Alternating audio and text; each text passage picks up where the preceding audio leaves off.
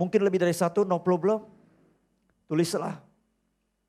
Saya percaya firman Tuhan berkata, kalau kita nyatakan segala keinginan kita kepada Tuhan di dalam doa, permohonan, ucapan syukur, maka itu juga menjadi kehendak Tuhan. Amin. Tentu permohonan-permohonan, kerinduan, harapan, dan impian kita tentu yang baik, saudara ya. Ingat, indikator adalah apa yang baik, yang berkenan, yang sempurna. Tentu tidak ada di sini yang mau jadi bandar narkoba kan? Ya, saya sudah mendengar cukup banyak di antara jemaat yang setiap tahun ketika mereka menulisnya, impian-impian mereka dan mereka mengalaminya bahwa Tuhan mewujudkan, menyatakan bagi mereka. Saya berharap tidak sampai di situ, biarkan semua impian sudah tercapai, membuat kita terus bersyukur dan bisa bersaksi kepada orang-orang bahwa Tuhan kita adalah Tuhan yang hidup, yang mendengarkan permintaan anak-anaknya. Amin. Haleluya. Tahun ini saya percaya apa yang tidak mungkin akan menjadi mungkin bagi kita. Apa yang tidak bisa, Tuhan akan buat menjadi bisa bagi kita, saudara. Ya, sebab kita percaya bahwa Tuhan kita adalah Tuhan yang hidup. Haleluya. Oke, saya mengajak kita buka firman Tuhan bersama-sama dulu. Dari 2 Yohanes pasal yang pertama ayat 1 dan 2. Kemudian kita lompat ayat 12. Sebenarnya saya sudah mempersiapkan sebuah tema firman Tuhan untuk awal tahun ini, saudara. Tentang hati yang luas, karena Tuhan berikan kita satu tema di tahun ini, multiplikasi dan kesukaan yang besar, saudara. Saya pikir kalau kita ingin mengalami multiplikasi, ini tidak bicara ya melulu materi yang berkali lipat bertambah. Tidak seperti itu, saudara. Saya berharap saudara kesampingkan semuanya itu. Kalau kita hidup mendengar Tuhan, kalau kita serius dengan Tuhan, sungguh-sungguh dengan Tuhan, maka semua materi, semua berkat-berkat itu akan menjadi bagian dan dampak dari kita hidup benar dengan Tuhan. Amin. Ya, nah saya percaya ketika yang namanya multiplikasi, saudara, saya tahu ya, berkat apapun yang dari luar itu tergantung yang di dalam. Saya sering sampaikan kepada saudara. Baju ini, jas ini, ya sebesar apapun itu tergantung badan saya. Betul ya? Tergantung yang di dalam ini. Berkat yang di luar itu akan datang sebesar apapun tergantung hati kita. Seluas apa, selapang apa, saudara. Karena itu penting hati kita, saudara. Ya, nanti kesempatan yang akan datang mungkin saya bisa sampaikan itu, saudara. Namun hari ini kita akan belajar satu tema yang mungkin saya jujur saya katakan tadi pagi, saya agak sulit untuk menyampaikannya. Kenapa? Karena perlu bahasa yang dapat saudara terima dengan baik. Karena tema ini akan banyak menyinggung, akan banyak mengkoreksi, akan banyak menegur kehidupan jemaat. Bahkan khususnya mereka yang tanda petik yang ibadah online, yang tidak hadir di tengah-tengah gereja. Dengan kondisi yang tanda petik sudah kondusif seperti itu, saudara. Dan hari ini saya berdoa, Bapak Ibu Saudara, ketika mendengarkan apa yang saya sampaikan, saya minta ketika saudara merasa tersinggung atau apa, saya minta saudara jangan berpikiran negatif dulu. Doakan itu, saudara, ya, karena saya bergumul juga untuk menyampaikan tema ini kepada saudara, supaya saudara bisa tahu sepanjang tahun ini ketika kita ingin mengalami visi Tuhan, maka saudara dan saya harus tahu yang namanya bergereja. Yang benar, yang baik itu seperti apa, saudara. Haleluya. Oke, kita baca bersama-sama, saudara ya. Yohanes pasal dari 2 Yohanes pasal yang pertama. Ya, ayat yang pertama sampai kedua, kemudian kita lompat ayat ke-12. 2, 3. Dari penatua kepada ibu yang terpilih dan anak-anaknya yang benar-benar aku kasihi. Bukan aku saja yang mengasihi kamu, tetapi juga semua orang yang telah mengenal kebenaran. Oleh karena kebenaran yang tetap di dalam kita dan yang akan menyertai kita sampai selama-lamanya. Sungguh pun banyak yang harus kutulis kepadamu. Aku tidak mau melakukannya dengan kertas dan tinta, tetapi aku berharap datang sendiri kepadamu dan berbicara berhadapan muka dengan muka, supaya sempurnalah sukacita kita. Katakan amin, saudara. Nah, saudara, dengarkan saya baik-baik, saudara. Ya, tema ini saya, gereja, ya, dan pemimpinku, saudara, ya. Ketika kita berbicara tentang gereja, ketika kita berbicara saudara dan saya yang ada di gereja, ketika saudara dan saya berbicara tentang pemimpin dalam gereja, saudara, saudara harus tahu bahwa itu tidak bisa menghindari pembicaraan yang berkaitan soal apa yang disebut dengan persekutuan secara fisik dan ibadah secara fisik, saudara. Dua hal ini tidak bisa dipisahkan. Yang namanya persekutuan secara fisik dan ibadah secara fisik, saudara. Saudara perhatikan baik-baik, saudara. Ya, saya perlu tekankan soal persekutuan kita di dalam gereja lokal, saudara. Ya, dan saya mau saudara bisa menangkap, mengerti. Kalau saudara bisa menangkap ini, saudara tahu apa itu arti bergereja, saudara. Saya akan mulai dengan Kebenaran saudara. Nah, menurut saya kebenaran ini saudara pasti pernah mendengarnya, mungkin sering mendengarnya. Tapi menurut saya kebenaran ini itu telah direduksi atau dikurangi makna sebenarnya saudara. Bahkan kebenaran ini saudara disalahpahami saudara. Oleh karena apa? Oleh karena ada penekanan yang tidak seimbang. Sehingga mempengaruhi cara berpikir orang Kristen, terutama jemaat Tuhan saudara. Saudara harus tahu ada kebenaran yang disalahpahami, ada kebenaran yang direduksi, ada kebenaran yang maknanya dipersempit saudara. Ya, di mana kebenaran itu diberikan penekanan yang tidak seimbang. Sehingga sekali lagi mempengaruhi praktek dan gaya hidup orang Kristen. Kebenaran apa itu saudara? Yang pertama saudara, kebenaran bahwa gereja itu adalah persekutuan yang sifatnya spiritual. Sifatnya rohani. Betul apa betul saudara? Betul saudara. Memang benar. Gereja adalah sebuah persekutuan yang sifatnya spiritual, rohani saudara. Ya, saudara saya tidak bisa menyangkali hal itu saudara. Ya, sekali lagi saudara saya tidak bisa menyangkali bahwa gereja itu sifat persekutuannya adalah spiritual saudara. Tetapi ada orang menekankan persekutuan secara spiritual. Ya, lalu mengatakan bahwa kalau begitu ketika gereja lokal menawarkan kepada saudara saya bahwa persekutuan yang mesti kita lakukan adalah secara fisik dan ibadah secara fisik, itu bagi orang-orang itu yang menekankan itu bahwa gereja hanya bersifat spiritual, maka mereka menganggap yang namanya persekutuan fisik, ibadah secara fisik itu sesuatu yang tidak penting saudara. Itu yang pertama. Saya percaya saudara sudah pernah dengar itu, ya. Lalu yang kedua saudara, kebenaran yang kedua. Yang sering kita dengar bahwa gereja itu tidak berbicara soal tempat atau soal gedung. Dengan kata lain, gereja bukan tempat dan bukan gedung. Betul betul? Betul saudara, ini gedung gereja. Saudara tahu gereja itu apa? Gereja itu apa? Gereja itu dari kata igreja, ya, eklesia, kumpulan orang. Kalau cuma satu orang, itu bukan gereja. Ya, ada banyak orang memberikan penekanan terhadap kebenaran ini secara tidak seimbang. Sehingga membuat banyak orang Kristen, termasuk mungkin saudara saya, ya, bisa menemukan orang-orang Kristen itu menganggap bahwa usaha untuk keluar dari rumah lalu datang ke gereja pada hari Minggu, waktu yang Tuhan berikan untuk beribadah, bersekutu secara fisik, ya, ketemu dengan saudara seiman yang lain, itu dianggap sesuatu yang boleh diabaikan dan sesuatu yang tidak penting saudara. Dengan penekanan yang tidak seimbang ini saudara, maka saudara saya bisa menemukan ada orang-orang Kristen yang tanda petik enggan kembali beribadah secara fisik, enggan mau kembali ke gereja lagi saudara. Alasannya sederhana. Apa itu? Dijustifikasi karena sekarang kan sudah bisa online. Sudah 2 tahun tuh. Ternyata bisa kan? Tidak perlu datang ke gereja. Saya sudah 2 tahun ikut online ibadah itu. Bisa ternyata. Saudara dengarkan saya baik-baik. Memang dulu awal pandemi mulai muncul saudara. Kita nggak tahu situasinya seperti apa, betul apa betul? Ya kan? Masih abu-abu saudara.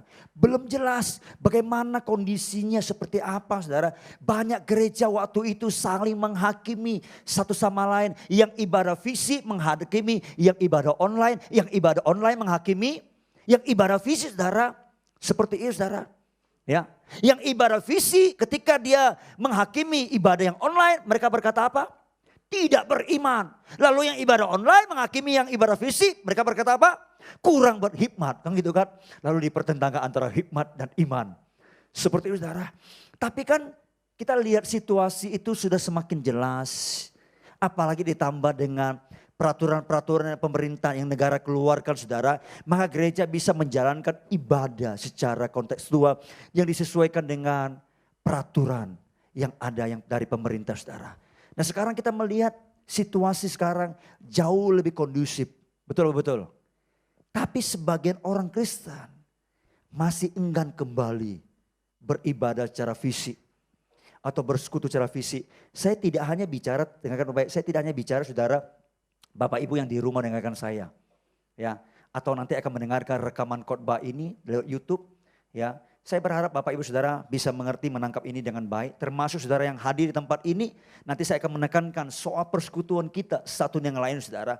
Ya, nah saudara dengarkan baik-baik saudara. Orang-orang seperti itu seringkali berkata, ya ibadah online sudah bisa. Ternyata bisa. Nah, saya perlu ingatkan saudara, dan saudara harus tahu, bisa bukan berarti harus. Sama-sama katakan, bisa bukan berarti harus. Bisa itu tidak sama dengan harus. Haleluya. Sesuatu yang bisa dilakukan itu tidak selalu harus dilakukan. Amin. Iya. Saya berikan contoh. Misalnya kalau waktu perperang saudara. Tadi saya katakan ada jemaat kita yang notabene tentara diutus menjadi pasukan keamanan PBB di daerah Afrika saudara. Beberapa kali dia hubungin saya, Pak, dukung dalam doa Pak, situasi gak kondusif. Ini aja bulan Desember lalu kita mau mereka Natal susah banget. Ada para pemberontak itu suka meneror-neror seperti itu. Jadi kita itu gak punya waktu untuk beribadah Pak. Ya, lalu saudara misalnya saudara saya ini dalam kondisi berperang saudara. Kita gak bisa bilang sama musuh, sorry ya ini hari Minggu. Hari ini gak ada perang. Gak bisa seperti itu saudara. Ya. Ketika kita masuk ke dalam kondisi berperang saudara, ya, maka apa yang terjadi saudara? Saudara dan saya harus berperang. Bahkan pada hari Minggu pun saudara. Kalaupun mau beribadah, musuh mungkin dia ada di jarak yang cukup jauh seperti itu saudara. Mungkin tidak sempat kita ke gereja lagi, ke kapel lagi seperti itu saudara. Di tempat di mana kita ada atau tentara-tentara Kristen itu ada saudara. Ya, lalu mereka berkumpul, mereka bisa beribadah. Mereka tidak mesti harus pergi ke gereja saudara. 2-3 orang sudah cukup seperti itu kata firman Tuhan.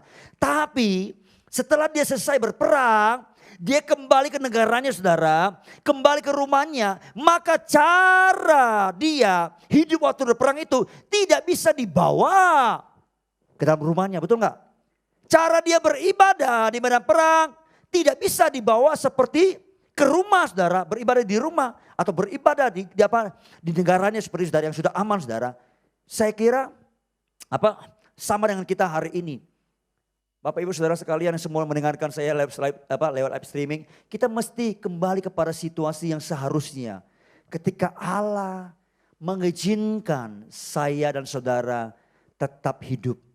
Mulailah kembali kepada situasi yang memang sudah diizinkan oleh pemerintah. Pertanyaannya kenapa kita harus kembali kepada situasi yang seharusnya. Bapak Ibu Saudara sekalian sebagai orang Kristen kita harus kembalikan perspektif kita saudara kepada perspektif Alkitab. Kepada pikiran dan pandangan Alkitab saudara. Kita gak boleh gunakan pikiran kita semau kita. Kita harus sesuaikan atau mengenakan pikiran Kristus, pikiran firman Tuhan, pikiran di Alkitab ya untuk mengubah pikiran kita saudara. Nah gereja saat ini menawarkan persekutuan dan ibadah secara fisik. Nah saya mau katakan gereja yang menawarkan persekutuan secara fisik dan ibadah secara fisik saudara. Adalah wujud kehendak Allah yang penting bagi orang Kristen. Bukankah firman Tuhan berkata jangan menjauhkan diri pertemuan ibadah. Betul? Haleluya. Dulu memang waktu mereka bertemu waktu jemaat mula-mula memang tidak ada wabah penyakit. Tapi mereka waktu bertemu, berkumpul, bersekutu, itu juga mengancam nyawa mereka. Kenapa? Karena penguasa pada waktu itu tidak mengizinkan. Ada orang-orang Kristen yang berkumpul dan mereka dianiaya. Mereka ditangkap, mereka dibunuh, mereka disalibkan seperti itu saudara. Mereka juga mengalami ancaman, tantangan saudara. Tapi mereka tidak berhenti berkumpul, bersekutu bersama-sama di dalam Tuhan saudara. Dan gereja, terutama gereja lokal saudara, itu adalah entitas atau wujud yang tidak boleh tidak ada saudara. Saudara tahu di dalam dunia ini ada hal yang boleh ada hal yang tidak ada. Boleh ada, boleh tidak ada saudara. Ya, ada hal yang boleh ada, boleh tidak ada. Tapi ada hal yang tidak boleh tidak ada. Dan gereja lokal tidak boleh tidak ada saudara. Oleh karena itu saudara, jika Allah mengizinkan saudara dan saya masuk ke dalam kondisi yang sudah lebih baik seperti hari ini, kita seharusnya menyambut dengan ucapan syukur dan sukacita. Amin. Karena kita boleh bersekutu, boleh datang. Ya, saya berharap Bapak Ibu Saudara mendengarkan sekali lagi live streaming, jangan tutup handphone saudara atau TV saudara. Dengarkan saya sampai akhir supaya saudara bisa menangkap hati Tuhan saudara. Ketika kita datang beribadah saudara, itu tidak hanya kita bangun relasi dengan Tuhan, dengan Allah semata-mata. Tapi kita perlu keluar dan menikmati relasi secara fisik, secara persekutuan dengan orang-orang Kristen yang lainnya. Yang Allah berikan kepada kita sebagai keluarga dan saudara seiman. Ada amin? Haleluya. Saudara ngerti kita ini keluarga. Kalau kita ini keluarga, kalau nggak ada interaksinya ngapain? Betul atau betul? Saudara yang punya rumah nih, punya rumah tangga. Ada ayah, ada ibu, ada anak, ada orang tua. Ya. Ketika kumpul nggak ada interaksinya bagaimana rasanya? Atau minimal begini. Kan biasa kalau Natal atau tahun baru Imlek atau acara-acara yang bisa kumpul bareng-bareng. Ya tiba-tiba yang jauh datang pulang gitu kan. Ya nikmati makan bersama-sama. Tapi tidak ada fellowshipnya, tidak ada senda guraunya, tidak ada interaksinya. Gimana perasaan saudara? Saya pikir hubungan seperti itu bukan hubungan yang sehat, betul? Jangan-jangan anak-anak yang pulang dari jauh mungkin dari luar negeri, ya kan? Hanya sekedar setor muka aja. Dan saya sebagai orang tua di sini, yang akan saya baik-baik, saya mengasihi kita semua. Saya sudah menganggap kita semua adalah anak-anak saya secara rohani walaupun ada yang lebih tua dari saya. Saya merindukan sebuah keluarga. Keluarga rohani yang betul-betul sehat di dalam Tuhan. Ada amin? Karena itu dengarkan saya baik-baik. Saya mau kita itu bisa saling mengenal satu sama lain. Kalau ada apa-apa kita yang pertama kali akan menolong, membantu, mensupport. Bukan berarti kita tanggung semuanya ya, enggak saudara. Saya berharap tidak ada kesulitan yang tidak bisa diselesaikan oleh kita bersama-sama saudara. Ada amin? Itu penting sekali saudara. Seperti itu. Ya. Nah saya perlu jelaskan saudara. Beberapa waktu yang lalu ada satu keluarga mengalami satu peristiwa lalu kemudian dia minta pelayanan dari gerejanya. Ya. Ketika dihubungi gak datang-datang gembalanya, pendetanya, hamba Tuhan gak datang-datang. Lalu kemudian dicari ke gerejanya. Akhirnya mau datang ke rumah. Lalu ditanya, kenapa responnya kok telat, lelet gitu kan. Kita gak kenal. Loh, bukannya jemaat di gerejamu? Nah gitu kan. Gak kenal itu. Kenapa sampai gak kenal? Dia cuma datang waktu baptisan. Setelah itu gak pernah ada di gereja. Jadi kalau kami tidak kenal, jangan salahkan kami dong. Ya benar juga saya pikirkan gitu kan. Bukan berarti gak mau melayani tapi gak kenal. Saudara dan saya, gereja lokal mesti dikenal, dikasihi, dan dikunjungi, disayangi. Ada amin? Ada amin? Ya, kalau gitu namanya keluarga. Keluarga itu sebenarnya bukan dikunjungi lah ya. Kan gak ada kita mengunjungi keluarga. Yang ada adalah kita kumpul bersama-sama, saling berfellowship, mengasihi sama lain. Nah saya berharap nilai seperti itu ada di tengah-tengah gereja ini saudara. Haleluya. Jadi kalau saudara dan saya mau memiliki gereja yang sehat, mau memiliki persekutuan yang baik, saudara mesti hadir di tengah-tengah persekutuan yang ada. Jangan sampai ketika ada apa-apa, kiri kanan nggak tahu. Coba, sangat disayangkan, kasihan. Ada banyak orang Kristen yang yatim piatu secara rohani, bukan gereja nggak perhatikan, tapi dia nggak memberikan hidupnya untuk diperhatiin, saudara. Tadi saya katakan, saya minta kepada semua jemaat, saya berharap tidak ada anak-anak yang putus sekolah karena gara-gara tidak bisa bayar SPP. Saya berharap ketika ada yang seperti itu, tolong beritahu sama saya. Minimal nanti kita akan support, kita akan bantu, kita akan usahakan supaya anak itu tetap sekolah. Seperti itu. Ya. Kalau saudara mau tanya staf saya itu pernah itu, ada anak setengah tahun dia nggak bayar SPP. Ya. Tapi jadi sekolah nuntut harus bayar, kalau nggak dikeluarkan. Orang tuanya telepon kita. Saya berkata serius nggak ini sampai tengah tahun nggak dibayar-bayar gitu kan. Gini saya berkata begini, ambil kartu SPP-nya, biar kita yang bayarin ke sekolahnya. Karena saya tidak mau kasih duit sama orang tuanya, jangan-jangan dikasih duitnya nggak ada gitu kan. Ambil SPP-nya, saya suruh staf saya bayar, setengah tahun lunasin. Supaya anak itu tetap bisa lanjut sekolah seperti saudara. Dan saya berharap kita di sini semua seperti itu. Ada amin? Tapi jangan saudara berkata, Pak, anak saya nggak bisa bayar uang kuliah, Pak. Kuliah di mana? UPH. Satu mungkin kita bisa bantu sekian gitu kan. Mungkin sekali aja gitu kan. Tapi kalau sudah 5, 6 kita perlu jual aset gereja kita. Terlebih dahulu kan baru kita bayar gitu kan. Seperti itu. Lalu lama-lama gereja ditutup. Ya, tapi saya berharap saudara dengar baik-baik saudara. Ya, kalau itu berbicara tentang gereja saudara. Seorang penulis bernama Mark Dever saudara, saya baca. Dia berkata begini, mayoritas referensi dari ayat-ayat Alkitab, kalau itu berbicara tentang gereja di dalam perjanjian baru, maka itu berbicara tentang jemaat lokal. Nah banyak orang seringkali berkata, yang paling penting adalah persekutuan spiritual dengan Tuhan. Bukan secara fisik. Bukan muka dengan ketemu muka seperti sekarang ini saudara. Tapi Mark Dever ini di dalam penelitian saudara, dia menemukan begini.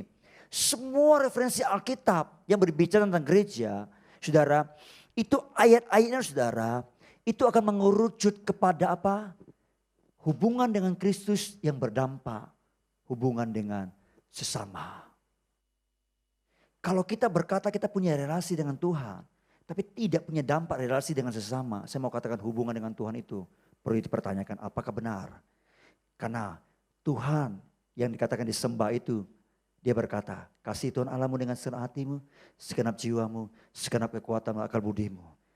Tapi perintah yang sama juga dikatakan, kasihlah sesamamu manusia seperti dirimu sendiri saudara. Itu artinya gereja lokal. Itu sangat penting buat jemaat Tuhan, buat orang-orang Kristen. Lalu bagaimana mungkin ada orang-orang yang mengabaikan gereja lokal, mengabaikan persekutuan ibadah. Mereka merasa ibadah itu, persekutuan secara fisik itu enggak signifikan, enggak penting. Sesuatu yang bisa diabaikan saudara. Sementara sejumlah naskah di Alkitab yang berbicara tentang gereja, ya hubungan spiritual dengan Tuhan itu mengerucut mengarahkan kita relasi kepada manusia dengan manusia di dalam gereja lokal itu saudara. Jadi saudara harus tahu bahwa firman Tuhan yang berbicara tentang relasi kita dengan Tuhan saudara. Semua relasi itu pada akhirnya akan bermuara, mengerucut saudara. Kepada apa? Kepada gereja lokal di mana saudara saya dengan jemaat yang lain saudara. Berkomitmen bersama-sama untuk memberi hidup kita. Untuk saling mengasihi, saling mengampuni dan saling melayani. Supaya kita bisa bertumbuh bersama-sama. Amin. Itu hal yang pertama. Yang kedua, dibuka kembali di 2 Yohanes ayat 1 dan 2.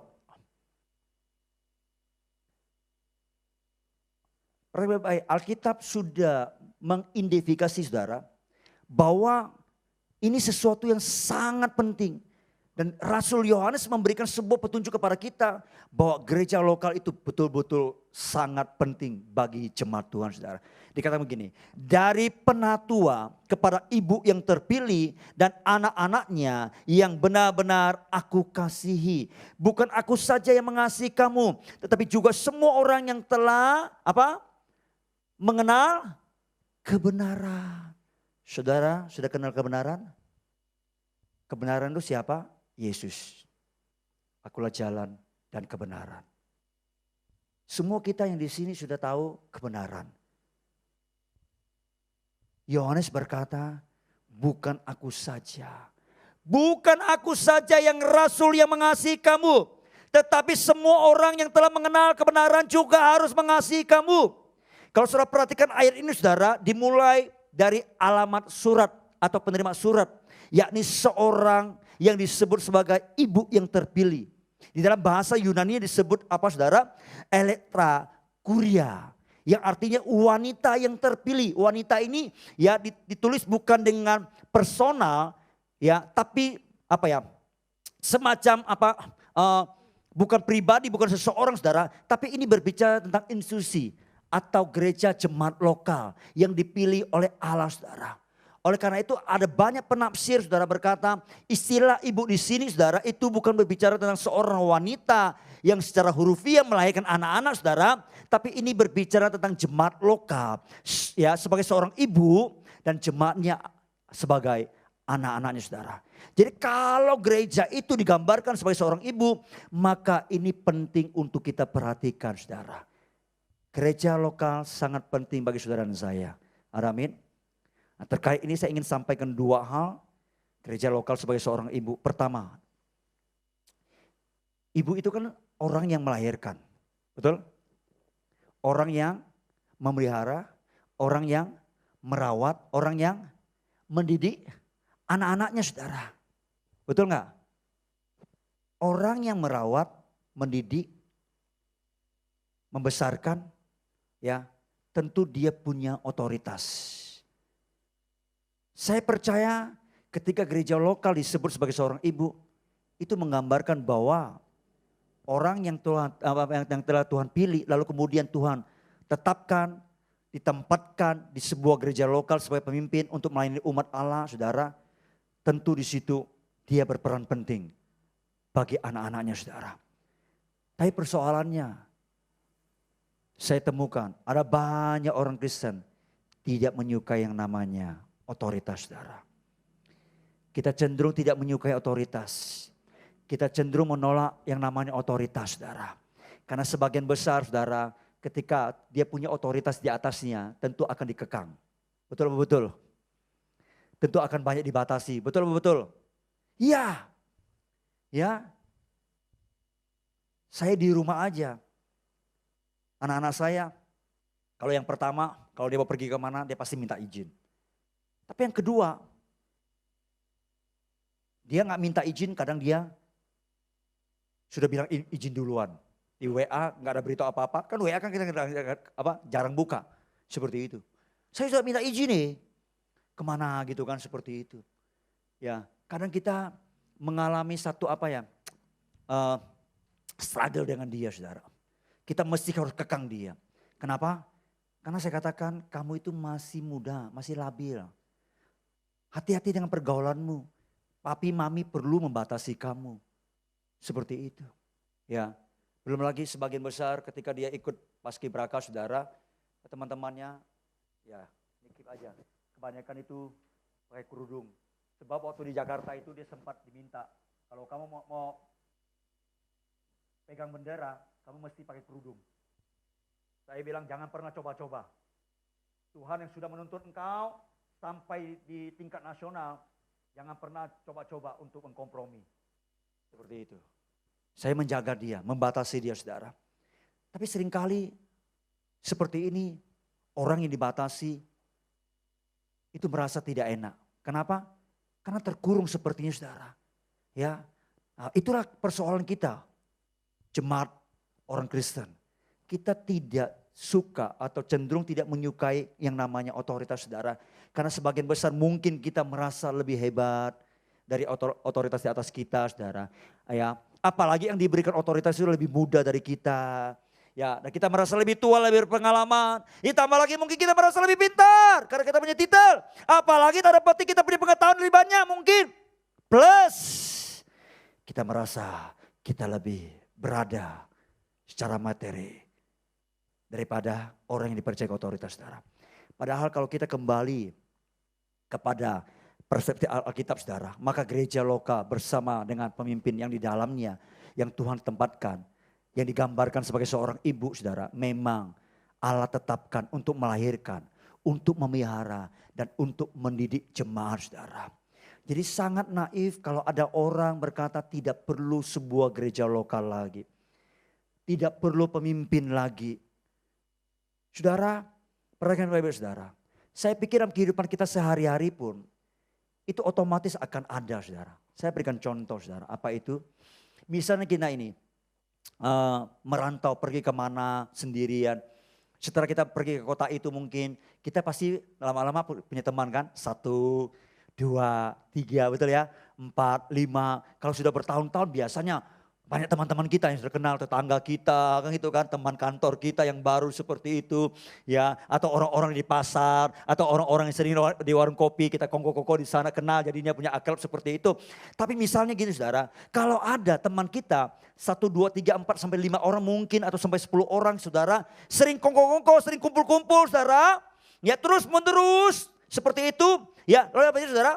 Biasanya saudara, di situ akan muncul otomatis pemimpinnya. Betul. Kita akan lihat itu kan, waktu kita kumpul-kumpul itu. Ini kalau kita makan ini yang sering traktir kita. Lalu biasa kita jadikan bendahara, walaupun tidak formal. Lalu ada orang teman kita itu, kalau ada apa-apa dia yang pintar bicara. Kalau ada apa-apa dia yang maju ke depan untuk berhadapan, untuk mengatasinya. Biasanya kita angkat dia, tunjuk dia sebagai ketua, betul gak?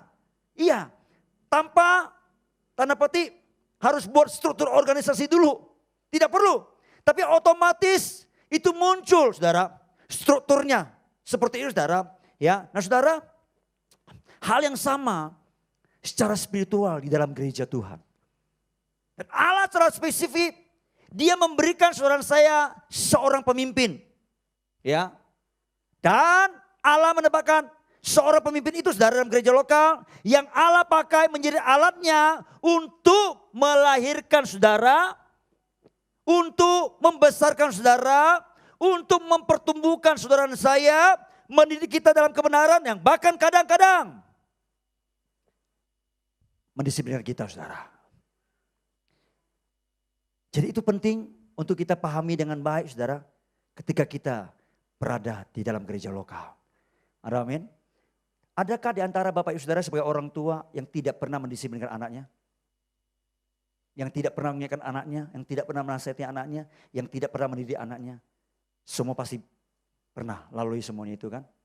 Lalu, jadi itu hal yang wajar sebenarnya. Nasihat, teguran, didikan, disiplin, itu hal yang biasa saudara. Ya. Dan saudara perhatikan baik-baik, pola di Alkitab, di perjanjian lama sudah dimulai. Seperti apa sih? Ketika Alkitab menjelaskan enggak ada pemimpin, maka bangsa itu, khususnya bangsa Israel, mereka akan menjadi bangsa yang liar. Mereka akan melakukan hal yang jahat. Mereka akan melakukan hal yang berdosa di hadapan Tuhan. Nah ketika mereka melakukan dosa itu yang berdosa di hadapan Tuhan, kadang ada pemimpin yang menasihati, mengarahkan kepada mereka saudara. Apa yang tidak saudara? Otomatis mereka mengalami kekalahan ketika berhadapan dengan musuh-musuh mereka. Ketika mereka kalah terhadap musuh-musuh mereka, mereka ditawan, mereka diperbudak, mereka ditindas. Ketika mereka ditindas, mereka mengalami kesulitan, kesukaran, penderitaan saudara. Jadi mereka baru ingat Tuhan, mereka berseru kepada Tuhan. Nah, apa itu lakukan? Tuhan akan membangkitkan seorang pemimpin. Untuk apa? Untuk menolong mereka saudara. Tuhan tidak menghalau musuh-musuhnya terlebih dahulu. Tapi Tuhan membangkitkan seorang pemimpin dulu di tengah-tengah mereka. Dan itu polanya Tuhan.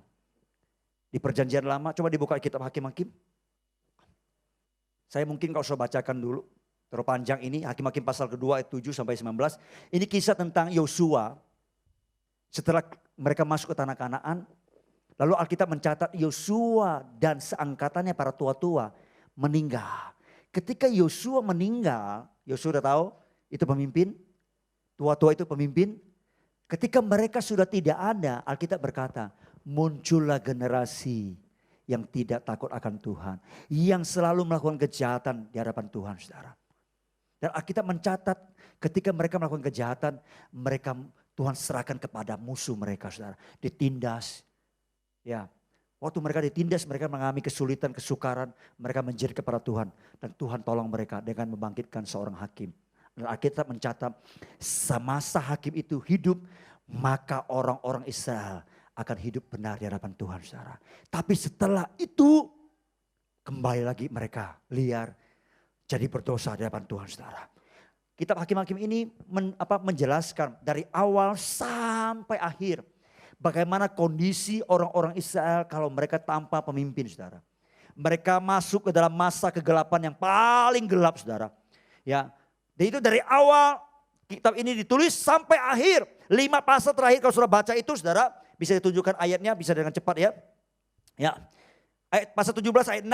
Pada zaman itu tidak ada raja di antara orang Israel. Setiap orang berbuat apa yang benar menurut pandangan sendiri. Tidak ada raja. Raja di sini pemimpin, saudara. Pada zaman itu tidak ada raja di antara orang Israel. Pasal 18 ayat 1, ayat 19, pasal 19 ayat 1a. Terjadi pada zaman itu ketika tidak ada raja Israel. Hakim-Hakim 21, ini konklusi yang terakhir, kesimpulan yang terakhir dari pasal yang terakhir, ya, dari ayat yang terakhir pasal 21 ayat 25. Pada zaman itu tidak ada raja di antara orang Israel. Setiap orang berbuat apa yang benar menurut pandangannya sendiri. Ketika tidak ada pemimpin, maka setiap orang berbuat apa yang benar menurut pandangannya sendiri. Ini kacau enggak? Kacau, saudara. Kacau.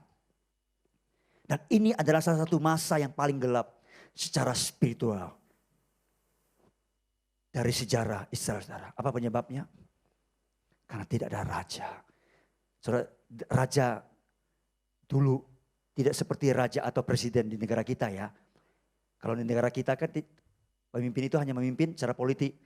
Tapi kalau zaman dulu, dia tidak hanya memimpin secara politik, tapi dia juga sekaligus pemimpin yang mengurus agama, pemimpin rohani, saudara.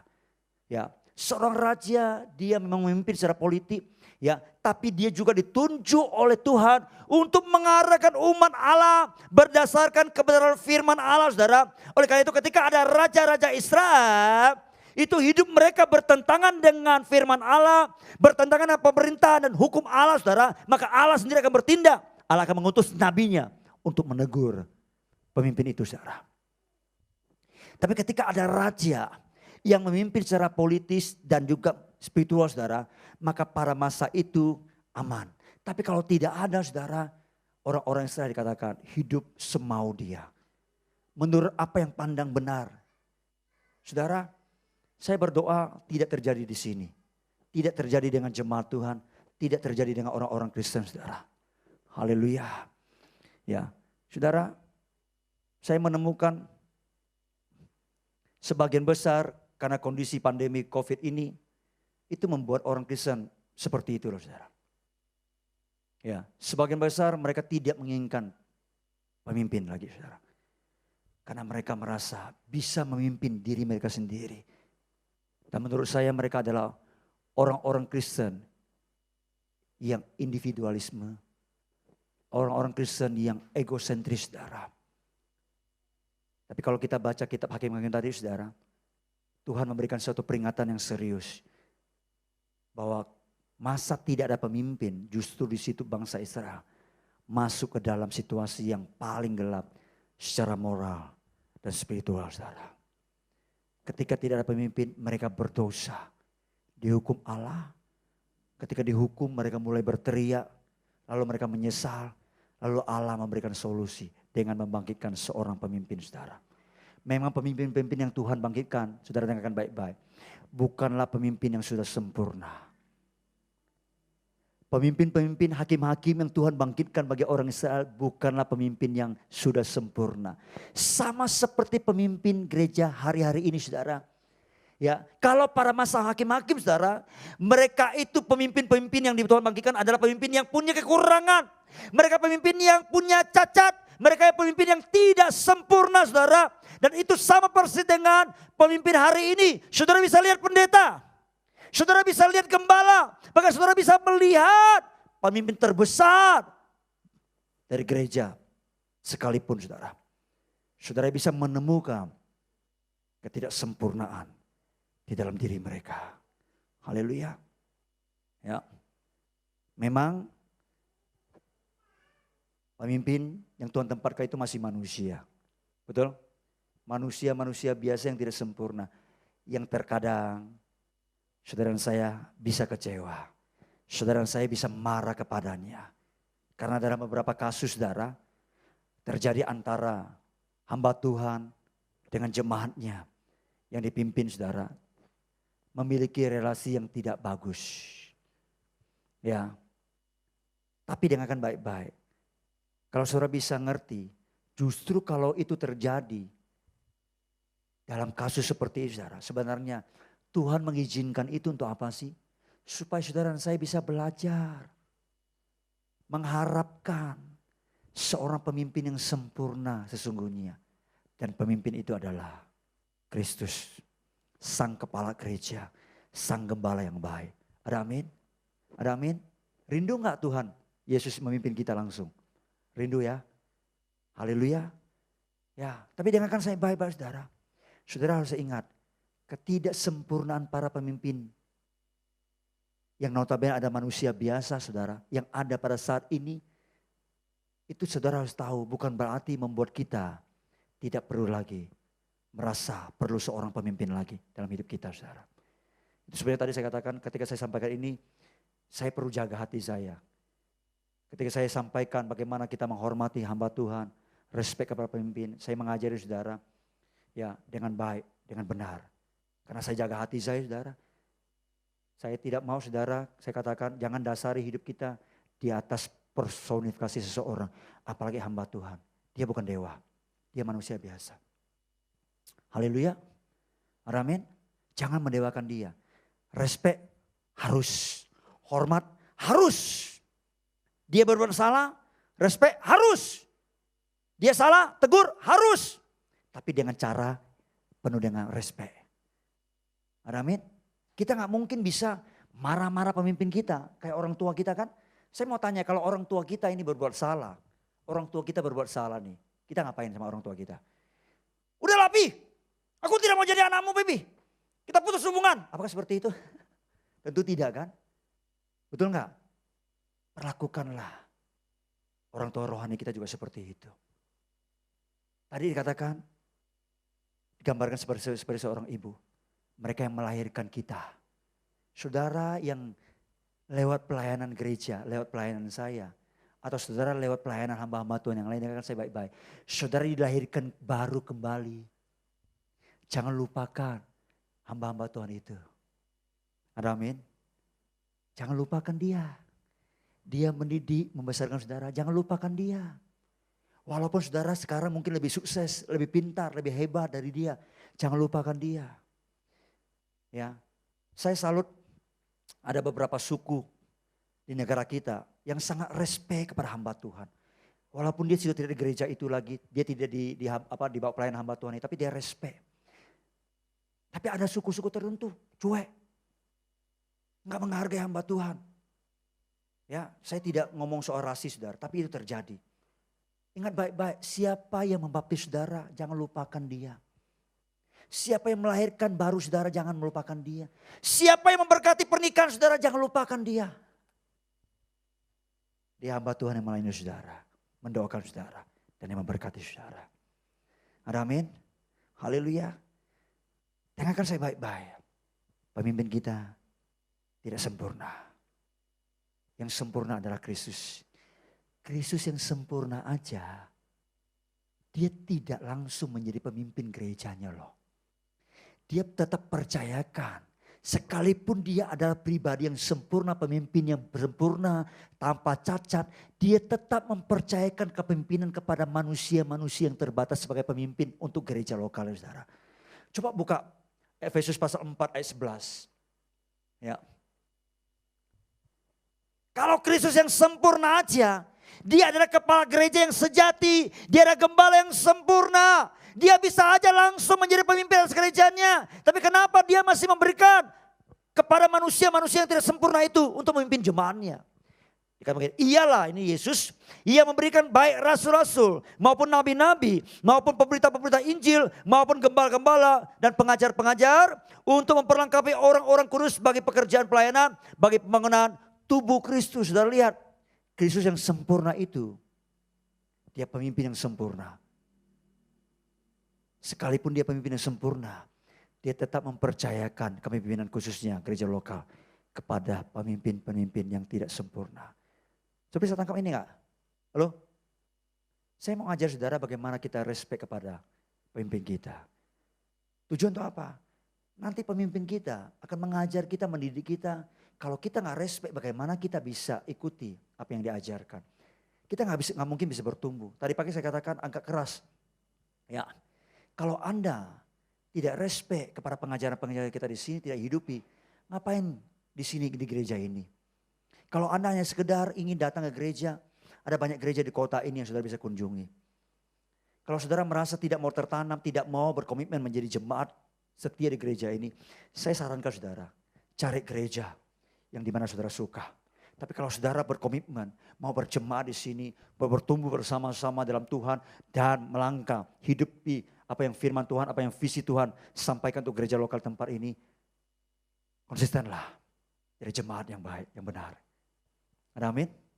Haleluya. Ya, saya perlu sampaikan kepada saudara, walaupun mungkin ini rasanya agak keras, ya. Tapi saya perlu sampaikan kepada saudara, ini demi kebaikan buat kita semua, saudara. Ya, karena saya mengasihi saudara, saya katakan sama istri, kita sering doa, apapun sikap perilaku jemaat, ya kita tetap akan mengasihi, berusaha mengasihi dia seperti saudara. Ya, saudara dengarkan baik-baik saudara. Kenapa gereja lokal itu sangat penting? Kenapa kepemimpinan dalam gereja lokal itu juga sangat penting? Karena Allah memberikan kita pemimpin itu di dalam jemaat lokal itu. Untuk apa? Untuk mengarahkan kita kepada rencana, kepada kehendak Tuhan. Amin.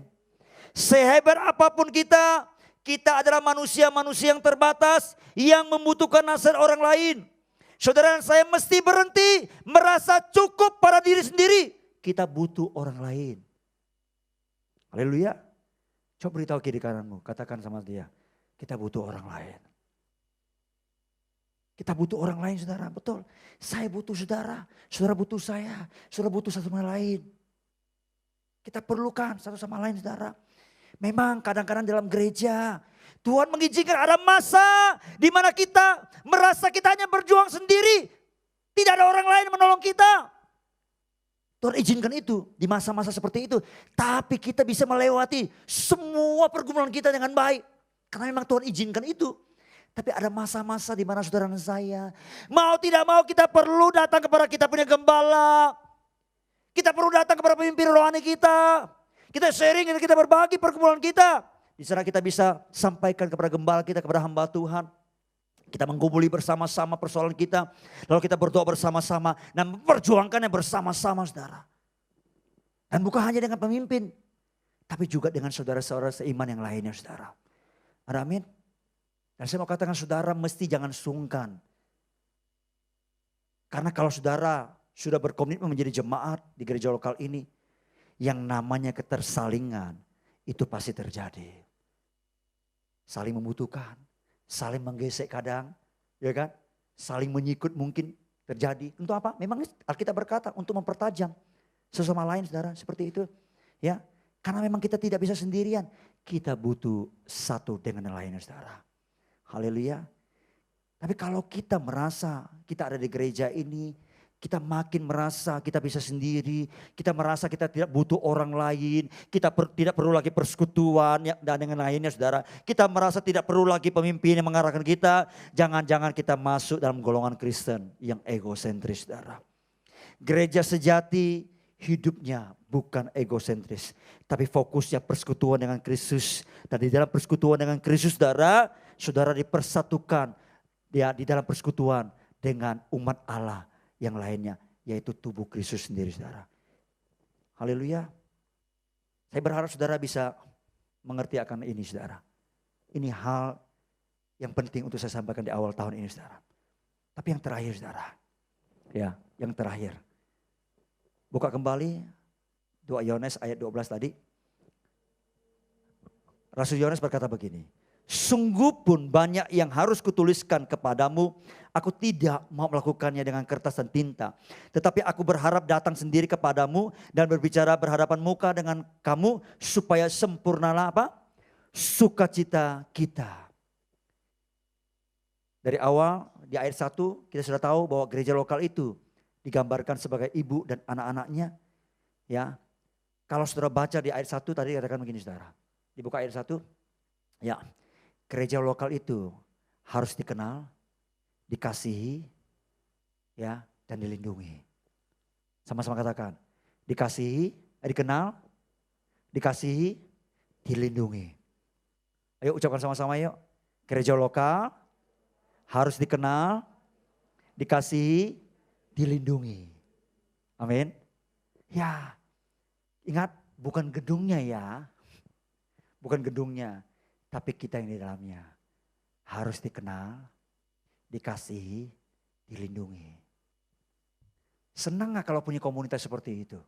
Bapak Ibu Saudara sekalian. Halo? Ya. Kalau orang-orang tertentu yang sekarang ini, ya, mereka tidak mengerti akan urgensinya, pentingnya dari gereja lokal, saudara. Karena mereka tidak mengenal kebenaran, saudara. Saya perlu sampaikan kepada mereka. Pulang kembali ke rumahmu itu.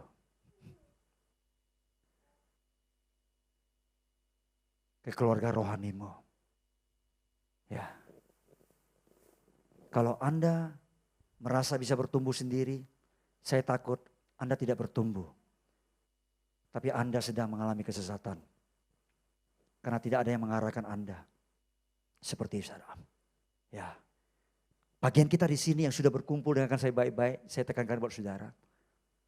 Rasul aja dia berkata, banyak hal sih aku mau cerita sama kamu, tapi aku tidak mau lewat kertas dan tinta. Kalau zaman sekarang, kalau Rasul Yohanes masih hidup, aku tidak mau lewat WA chatting loh. Aku mau bertemu dengan kamu, berhadapan muka dengan muka. Supaya sukacita kita itu penuh. Sudah tahu?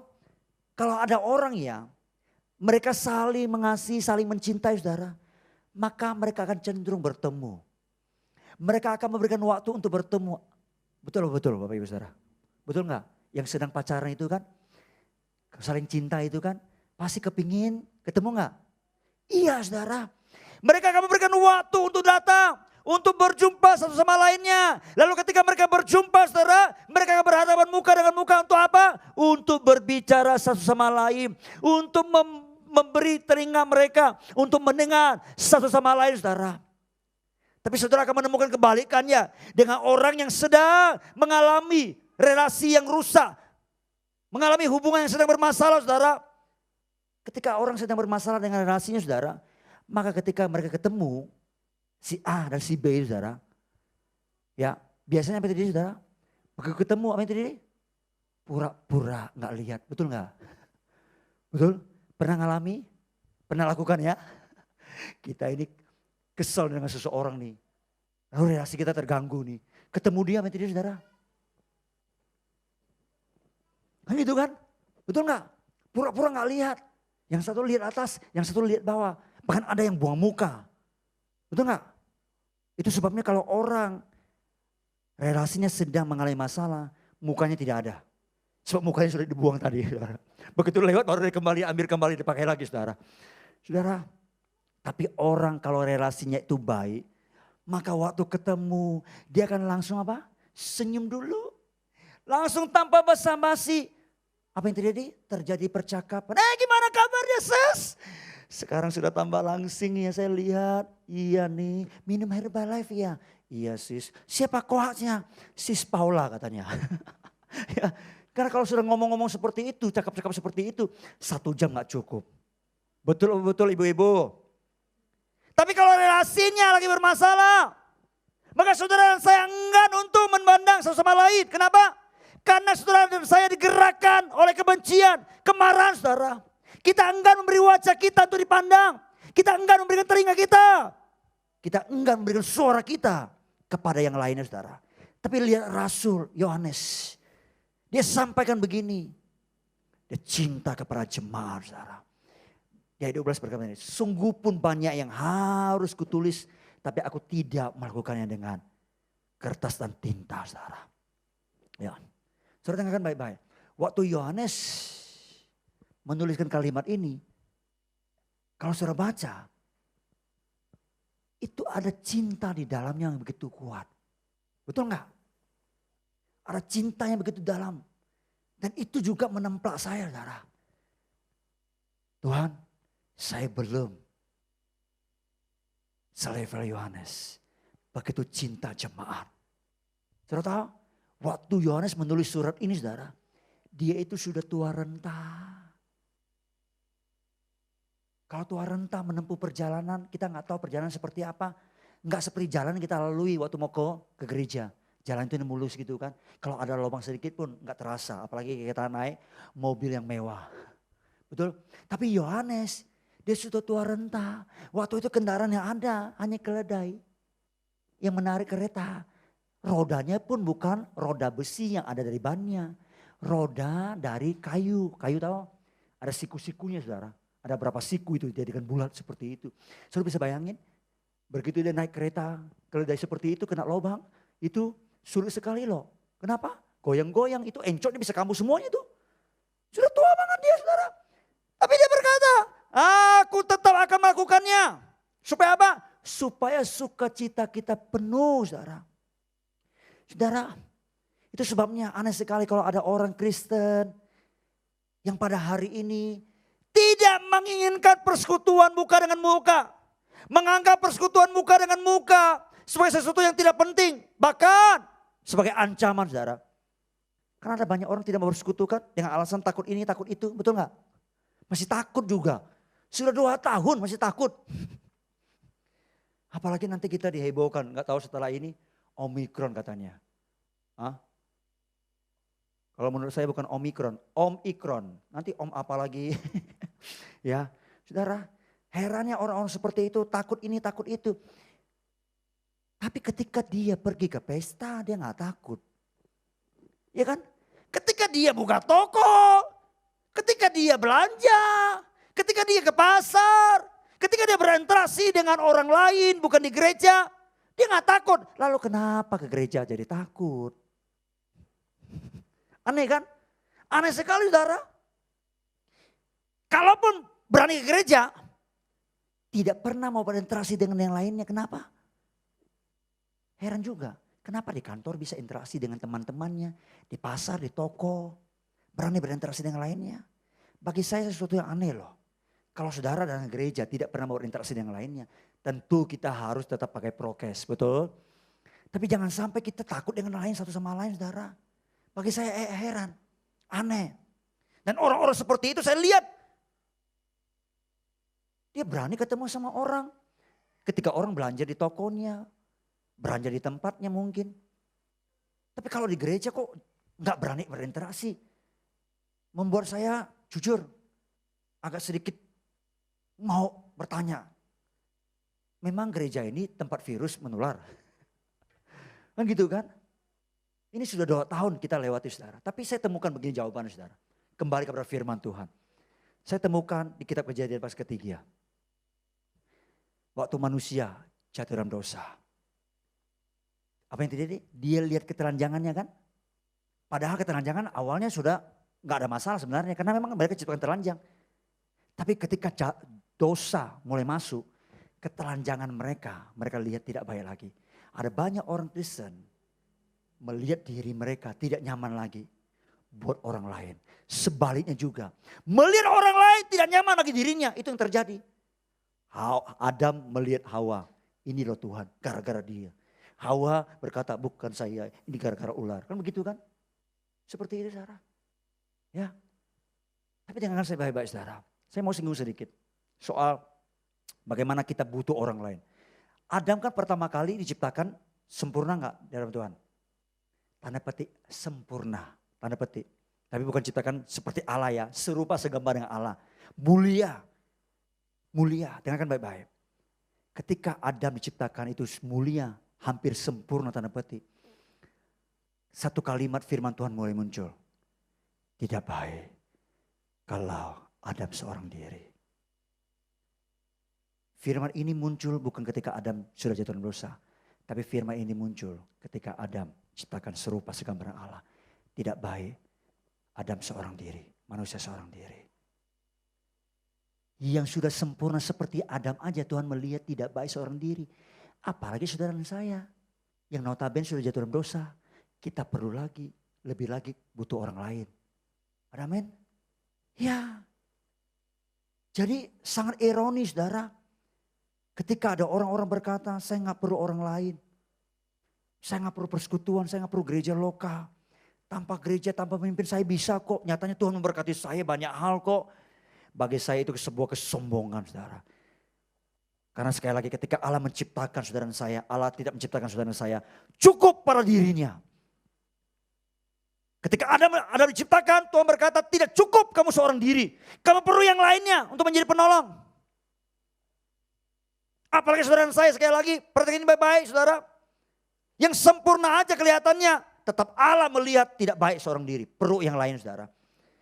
Ya, karena ada banyak orang Kristen ya merasa bisa dengan dirinya, bisa tanpa yang lainnya.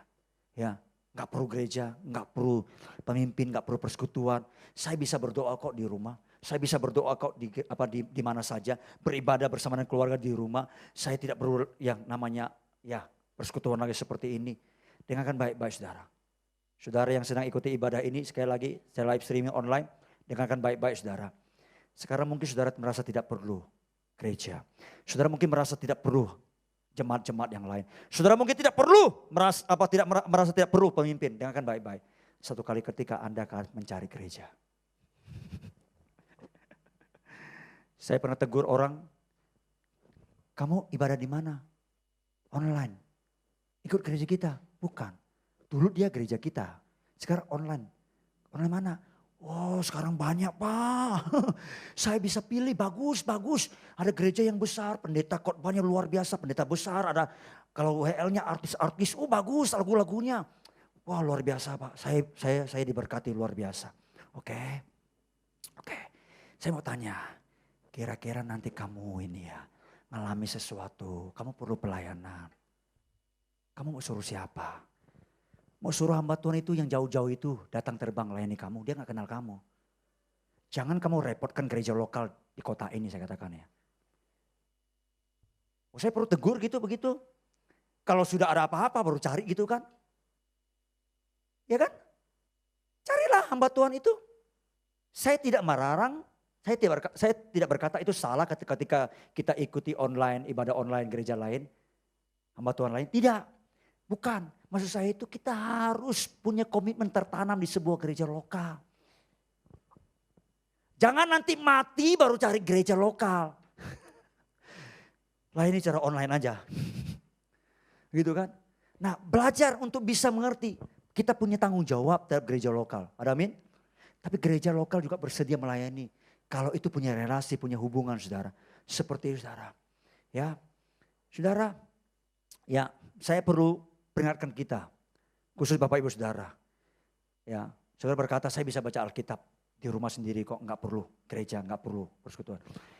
Alkitab mana yang Anda baca? Kalau Alkitab yang saya baca itu adalah Alkitab yang memberitakan saya untuk tidak menjauhkan diri dari pertemuan ibadah. Tidak menjauhkan diri dari perhimpunan orang-orang kudus yang lainnya. Itu Alkitab. Jangan-jangan Anda punya Alkitab yang salah. Anda mungkin pernah kecewa sama seorang hamba Tuhan atau segelintir hamba Tuhan. Mungkin pengerjanya majelisnya atau jemaat sendiri. Lalu membuat Anda kesal tidak mau gereja lagi, Anda salah. Anda sedang menghindar dari tujuan Tuhan buat hidupmu. Saya berkatakan pulanglah kembali. Cari gereja lokal di mana Anda bisa bertumbuh kembali. Saya berkata jangan jadi orang Kristen yang terisolasi saudara. Ya, saudara saya tidak bisa hidup dalam isolasi. Gereja sejati tidak bisa bertumbuh dalam isolasi. Saudara saya tidak dapat bertumbuh dengan isolasi sendiri saudara. Saudara saya harus keluar dari isolasi itu saudara. Bagi saudara saya sekali lagi dengarkan baik-baik saudara. Ya, orang-orang yang telah menikmati keselamatan di dalam Kristus Yesus itu dipersekutukan dengan umat yang lainnya saudara. Maka saudara saya mesti keluar dari isolasi. Untuk bisa menikmati persekutuan dengan yang lainnya saudara. Karena itu saya berharap setelah ini mungkin tidak hari ini saudara langsung. Karena mungkin masih canggung. Saya berharap minggu-minggu depan saudara aktif datang beribadah. Dan itu sebuah urgensi buat kita, signifikan, penting buat kita. Mulailah kenal satu sama lain. Mulailah bangun hubungan. Mungkin saudara berkata Pak saya gak lama di sini, saya bukan jemaat di sini. No problem. Tapi minimal kenal lah. Ketika saudara kenal orang, saudara terbangun suatu hubungan. Hubungan itu Tuhan itu izinkan terjadi. Itu bermanfaat buat kita dan buat orang itu saudara. Satu kali hubungan itu akan menghasilkan sesuatu yang baik buat hidup kita. Dengarkan baik-baik. Dengarkan baik-baik saudara.